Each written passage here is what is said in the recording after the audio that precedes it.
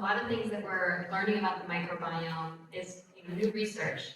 So a lot of things that we're thinking about are changing every day in terms of how the skin and the gut interact, and the gut influences the skin. But really, when we think about what the microbiome is overall, we're looking at it as a symbiotic ecosystem. So it's a combination of bacteria, viruses, and fungi that live all over our body. So places like our skin, but also primarily internally. So what they found so far is there is a huge number of bacterial species that exist overall. But everybody's microbiome is a little bit different. So on average, about 160 different species will live in each person. There's very likely a lot more, but we haven't fully discovered all of them or haven't figured out how to fully sequence all of their DNA to look at that. But that's typically what we're thinking about. And everybody's microbiome is going to look a little bit differently than the person sitting next to you. We'll talk about things that influence that. A big part is going to be the environment and also your genetics. Bacteria also do provide essential vitamins and short-chain fatty acids. That's what that SCFA is abbreviated for, but these are going to be energy sources for your colonic cells. So short-chain fatty acids are basically what dietary fiber gets converted. They form short-chain fatty acids, and those will then become an energy source for the actual cells in our gut to power digestion and everything that they do. So we'll talk a little bit about commensal and pathogenic organisms. So we're taking kind of the concept of things working in synergy. But we know that there are some bacteria that tend to confer a benefit, and there's some bacteria that tend to cause disease. So when we're talking about commensal bacteria, we're talking about those beneficial bacteria, and we're talking about pathogenic or also dysbiotic bacteria. Those are those that can correlate with disease. There always should be a balance of these, so it's not best to only have beneficials and no pathogenics. That would be impossible. But in terms of balancing those two, that's how we're going to best influence health and disease. So some examples of commensal bacteria are lactobacilli, bifidobacterium, and firmicutes. A lot of these you'll see in really common probiotic supplements when you look on the back of those labels. Examples of some dysbiotic bacteria would be things like Clostridium difficile or C. diff. So that's a type of bacteria that causes, a really pathogenic condition called C. diff, very common in hospitals. And the way that these interact, a lot of people can even have C. diff bacteria and not have any disease. Part of that is because there's a bacteria called Lactobacillus reuteri, which produces reuteri to then inhibit the growth of C. difficile. So it's not allowing it to grow to a point where it could be causing disease in a person. So again, it's all about having a good balance of these different bacteria. The big thing with the microbiome is how it influences the immune system. So as Celeste mentioned earlier, 70% of our immune system is in our gut. And really, we have a combination of ways that microbiome can influence immunity. So internally, we have a mucosal barrier in the gut that basically helps find and keep bacteria from entering the bloodstream. There's two layers to this form of barrier. One is going to be the nutrient source for those commensal bacteria, and the other layer is what protects those GI cells from the pathogenic bacteria. There are beneficial bacteria, like lactobacillus, and those short-chain fatty acids, which can increase mucin production for this mucosal barrier. So you can see that not only is this barrier beneficial for protecting those lactobacillus, but they actually have a beneficial effect on that production of mucus themselves. Short-chain fatty acids also will contribute to tight junction formation for a strong GI barrier. So tight junctions are basically the connections between GI cells. And each of our GI cells has one, and they should be nice and tight together. That prevents, again, those bacteria, etc., from leaking through. And short-chain fatty acids are going to be what promotes those tight junctions sticking nice and close together. They also will create an acidic environment to prevent microbial growth. So things that we don't want to grow, right, some of those pathogenic bacteria, in that acidic environment, they're less likely to actually cause disease. So another really important component of the microbiome is its influence on inflammation. So there's a lot of new research about this. And inflammation, typically we're thinking about inflammation when it gets out of control. But inflammation as itself is a normal part of the body process. It's a normal part of healing. But again, it needs to be in a good balance. It needs to be modulated. So we're learning more about how these bacteria actually have an impact on inflammation. So Bacteroides fragilis, for example, promotes anti-inflammatory cytokines, which are signaling messengers to kind of modulate that inflammation. We can increase regulatory T cells to again moderate that inflammatory cascade, let it do its thing, but not get out of control. And then short-chain fatty acids, again, have this beneficial effect of lowering inflammation by supporting the growth of those beneficial bacteria. So in terms of some things that can go wrong with the microbiome and immunity, we do see that there are some diseases that are associated with microbiome imbalances. We're going to talk about a few of these, but this is just a few examples. So things like irritable bowel disease, that's going to be Crohn's and ulcerative colitis.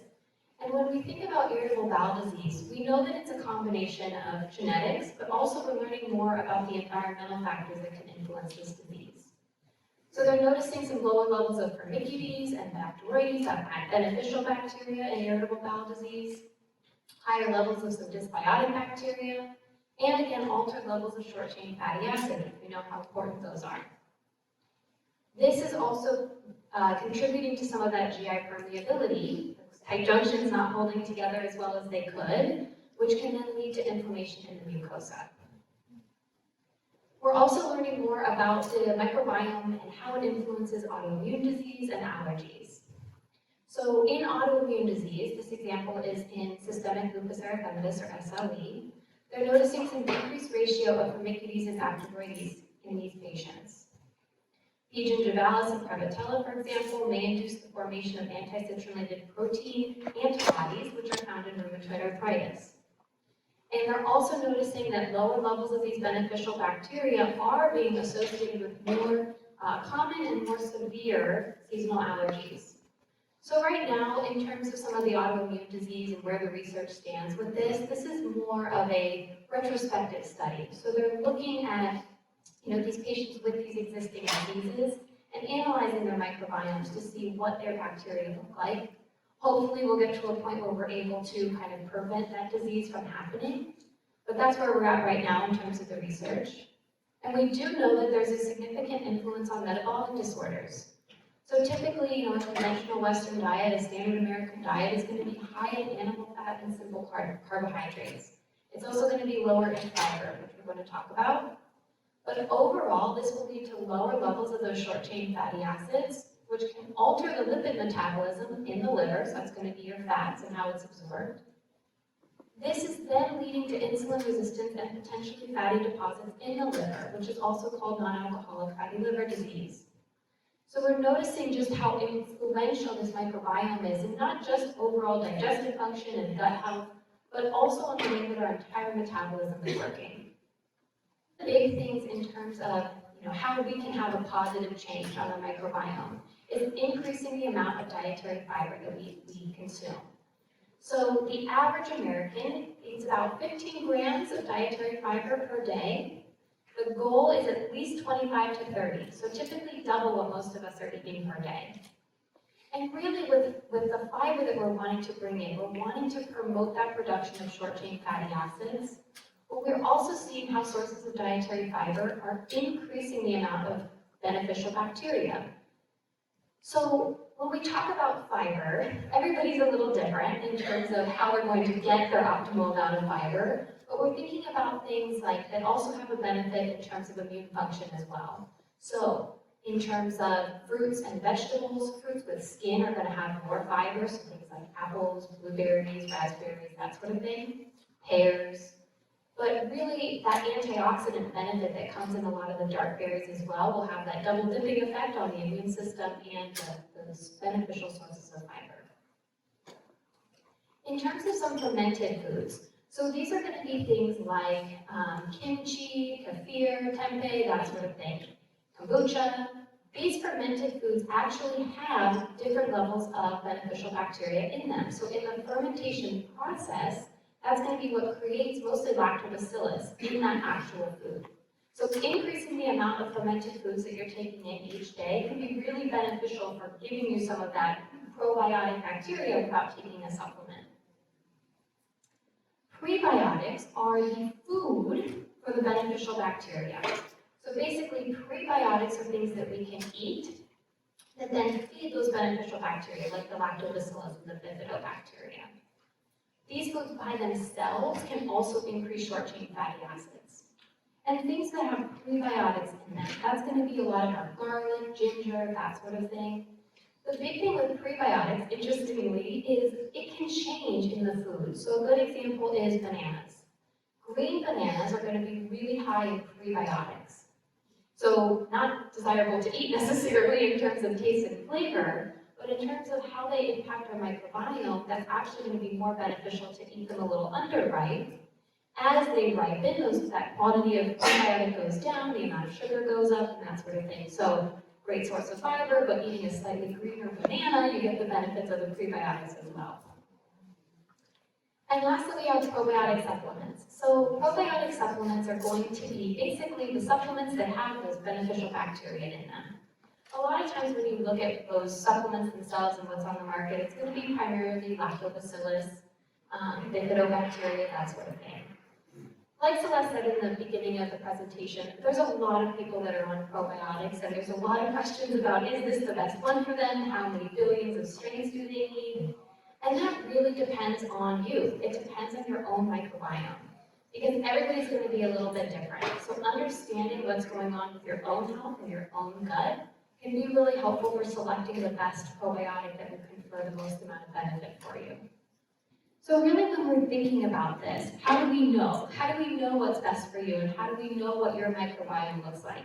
Because up until this point, this is a lot of generalized advice, right? Beneficial fiber, probiotics, prebiotics, that sort of thing.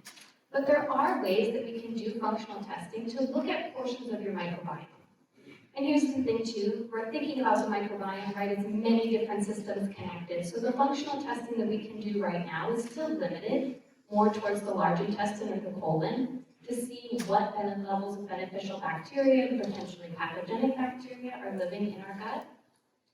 But with that, we can also assess that level of mucosal lining. So things that influence that level, we can look at short-chain fatty acids, we can look at your overall immune system in your gut, that secretory IgA level, and we can look at things like your level of digestive enzymes. So thinking about how digestion overall has a significant impact on what's happening lower down in that microbiome. There's also things like food sensitivities to find out what foods are working best for your immune system, and things like micronutrient testing, where we can assess vitamin and mineral deficiencies that could be contributing to partly the growth of these pathogenic bacteria or just overall imbalances that could be lowering your immune system. So really when we're thinking about how to best optimize your immunity and your own microbiome, it really is a personal approach. And that's why I always encourage people to have that additional testing, to meet with a provider who's going to take the time to really look at you as a person and not just as a number or a system, but to understand how all these systems are connected and in order to best get you the plan that's going to move you forward.